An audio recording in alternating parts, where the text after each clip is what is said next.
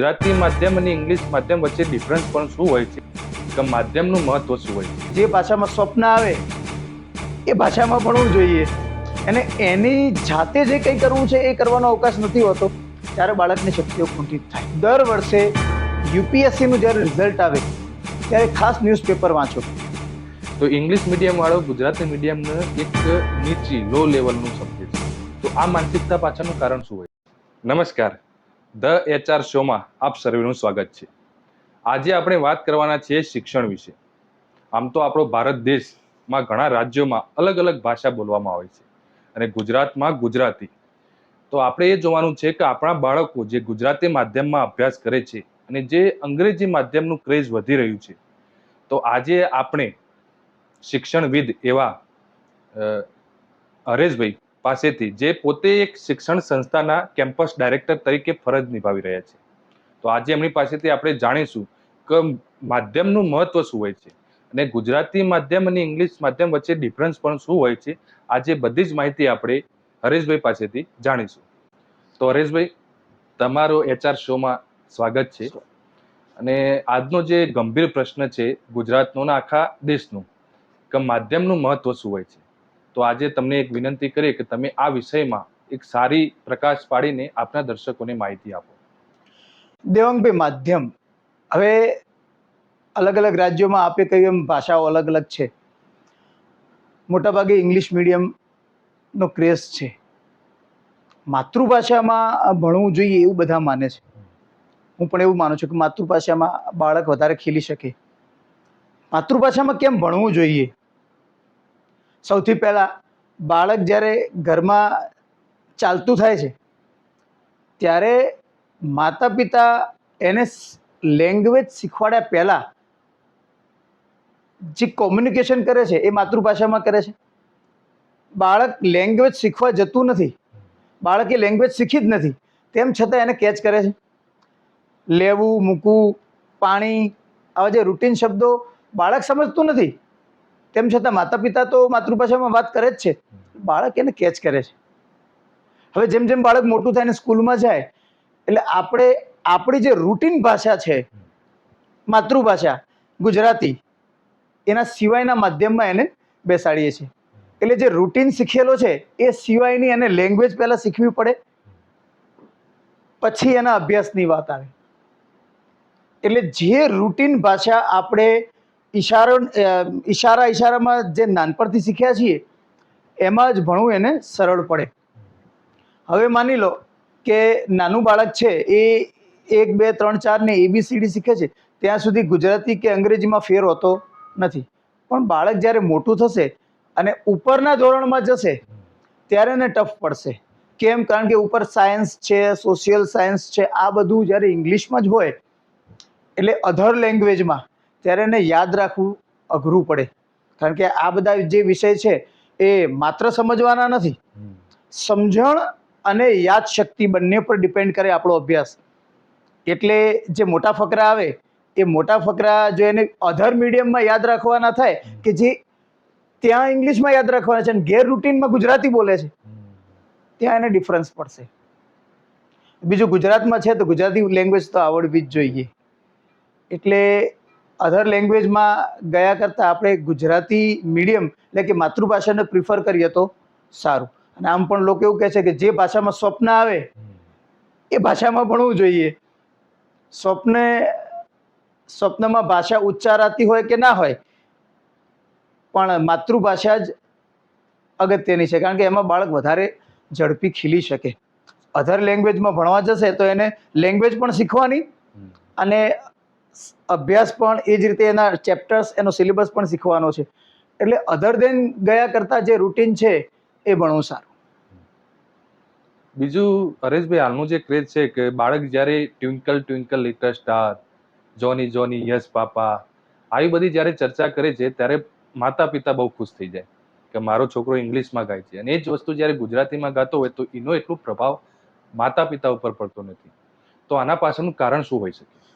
Devangbhai, generally એવું હોય કે માતા પિતા છે, કોઈ પણ માતા પિતા બાળક ખૂબ આગળ વધે એવું ઈચ્છતા જ હોય. આપણે ત્યાં કેવું છે કે આપણે જેમ ઇંગ્લિશ મીડિયમની વાત કરીએ કે ઇંગ્લિશ મીડિયમનો ક્રેઝ કેમ છે. એક માતા પિતા બાળકોને એમના સ્ટેટસ માટે સમજે છે કે મારું સ્ટેટસ એ બાળકો જ છે, એટલે સ્કૂલોમાં પણ પદ્ધતિ એવી છે. માતા પિતા પણ જો એમનું કયા મીડિયમમાં ભણશે એ માતા પિતા નક્કી કરે, શું પહેરશે માતા પિતા નક્કી કરે, શું ખાશે માતા પિતા નક્કી કરે, કેટલા અવર્સ કેટલા કલાકે રમશે માતા પિતા નક્કી કરે.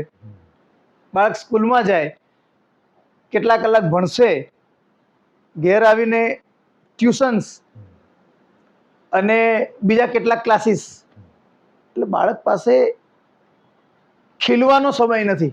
વાલી એવું માને છે કે આમાં મારું બાળક આગળ જાય છે, સ્ટેટસ, પણ વાસ્તવિકતા એવી નથી. બાળકની સંપૂર્ણ શક્તિઓ આમાં કુંઠિત થઈ જાય. બાળક પાસે જ્યારે ઘરમાં રહેવાનો રમવાનો અવકાશ નથી હોતો, એને એની જાતે જે કંઈ કરવું છે એ કરવાનો અવકાશ નથી હોતો, ત્યારે બાળકની શક્તિઓ કુંઠિત થાય. અને આપે કહ્યું એમ કે કોઈની હાજરીમાં કે કોઈ મહેમાન આવે છે ને માતા પિતા એમ કે ચલો આને ડાન્સ કરીને બતાવો, તો બાળક ડાન્સ કરે, કોઈ કવિતા બોલે. વાલી બાળકને એમના સ્ટેટસ માટે જ્યારે યુઝ કરે ત્યારે આ પ્રશ્ન ઊભો થાય. એટલે વાલી કેવું છે કે સ્ટેટસ માટે ક્યાંક દેખાડો કરતા હોય કે વોટ એવર રીઝન બધા આવા છે, તો વાલીએ બાળકો ઉપર આટલું બધું પ્રેશર ના નાખવું જોઈએ. જો આટલા બધા પ્રેશર હોય, અલગ અલગ અલગ અલગ પ્રેશર ક્યાં પડશે? શાળાના રિઝલ્ટ ઉપર. શાળાનું રિઝલ્ટ વાલી માગે છે, પછી ટ્યુશનમાં, પછી કેવું એક્ટિવિટીમાં લઈ જાય છે, સ્કેટિંગ કરતા હોય કે કરાટે કરતા હોય કે બેડમિન્ટન કરતા ગમે તે, તો ત્યાં પણ એનું પરફોર્મન્સ એક નંબર હોવું જોઈએ. હવે બાળક દરેક બાબતમાં એક્સપર્ટ ન હોઈ શકે. ઈશ્વરે દરેક આત્માને, દરેક મનુષ્યને વિશેષતા આપેલી જ છે, પણ એની એ વિશેષતા કઈ દિશામાં છે એ વાલીએ પણ અને શાળાએ પણ ઓળખવી જરૂરી છે. બાળક પર આટલું બધું દરેક એક્ટિવિટીનું પ્રેશર નાખી અને એની શક્તિઓને કુંઠિત કરી પછી પરિણામ ના મળે તો બાળક ઉપર જ જવાનું છે. અને પછી આપણે જાણીએ છીએ કે દેશભરમાં અને દુનિયાભરમાં કેવી ઘટનાઓ બને છે. અત્યારે આપણા ગુજરાતની અંદર ગુજરાતી માધ્યમ અને અંગ્રેજી માધ્યમ એની ચર્ચા દરેક જગ્યાએ ચાલતી હોય છે. અમે એક માતા પિતાને એવી રીતના પૂછ્યું હતું કે તમે તમારા બાળકને ઇંગ્લિશ મીડિયમમાં કેમ મૂકવા માંગો છો? તેમને એક તથ્ય સાથે મને જવાબ આપ્યો હતો કે જ્યારે કોઈ બાળક એમ છે કે મારે કલેક્ટર બનવું છે અથવા આઈપીએસ બનવું છે, તો અત્યારે ભલે એ કાલ ઉઠીને બને કે ના બને, પણ જ્યારે યુપીએસસી જેવી યુનિયન પબ્લિક સર્વિસ કમિશન જે એક્ઝામ લેતી હોય છે, એમાં રેશિયો દરેક માતૃભાષાને એમને આપ્યું છે, પરંતુ જે પાસિંગ ગેપ છે, તો ઇંગ્લિશ મીડિયમના સૌથી વધારે બાળકો અથવા વિદ્યાર્થીઓ પાસ થાય છે, એનાથી ઓછું રિઝલ્ટ હોય છે હિન્દી મીડિયમનું. જે વર્ષોથી ત્યાં એક યુદ્ધ જેવું ચાલે છે કે ઇંગ્લિશ મીડિયમ જે વિદ્યાર્થી હોય છે એને જલ્દી રિઝલ્ટ મળી જાય છે, જ્યારે બીજા માતૃભાષાના વિષય હોય છે સબ્જેક્ટ સાથે એમને રિઝલ્ટ એટલું મળતું નથી. તો એમનું એ તથ્ય જે મારી સામે રજૂઆત કરી એનું પણ શું મહત્વ હોઈ શકે? એમનું કહેવું એમ હતું કે કાલે ઉઠીને મારું બાળક ભલે કલેક્ટર બને કે ના બને, પરંતુ જ્યારે એ સ્ટેજ ઉપર જાય તો એ સમયે નહીં એવું તો ના થવું જોઈએ કે મને ઇંગ્લિશ મીડિયમમાં મારા માતા પિતાએ નહોતો ભણાયો એટલે મારે આ જગ્યાએ આ તકલીફ પડી. તો શું આ પ્રશ્નમાં તમારું શું કહેવું થાય છે? દેવાંગભાઈ, આપને જે વાલી સાથે વાત થઈ હોય એમની માહિતી ખોટી છે. દર વર્ષે યુપીએસસી નું જ્યારે રિઝલ્ટ આવે ત્યારે ખાસ ન્યૂઝપેપર વાંચો. એમાં કોઈ પણ સબ્જેક્ટમાં સ્નાતક થયા હોય, કોઈ પણ એન્જિનિયરિંગમાં હોય કે મેડિકલમાં હોય, તમે જુઓ દરેક ઉમેદવાર જેણે ગુજરાતી ભાષા રાખી છે એમનું રિઝલ્ટ, એમનું પરિણામ વધારે છે. એટલે એવું નથી કે ઇંગ્લિશમાં જ એ આગળ જઈ શકે અથવા આ મોટી પરીક્ષા યુપીએસસીની પાસ કરી શકે. ગુજરાતના ઉમેદવારો કે જેમણે ગુજરાતી ભાષા સિલેક્ટ કરી છે એમનું પરિણામ વધારે છે. એટલે એ માહિતી મારા ખ્યાલથી ભૂલ ભરેલી છે. અને અત્યારના જે બાળકોની અંદર વિકાસ થતો કે ગુજરાતી માધ્યમમાં ભણવું, ને બાજુમાં એ જ સોસાયટી છે, સોસાયટીમાં 2 ઘર છે, એક ગુજરાતી માધ્યમમાં ભણે છે, એક ઇંગ્લિશ મીડિયમમાં ભણે છે. તો એ જ વિદ્યાર્થી બંને મિત્રો છે. તો ઇંગ્લિશ મીડિયમ વાળો ગુજરાતી મીડિયમને એક નીચી લો લેવલનું સમજે છે. તો આ માનસિકતા પાછળનું કારણ શું હોય છે? દેવાંગભાઈ, આ માનસિકતા કેવી રીતે ક્રિએટ થઈ?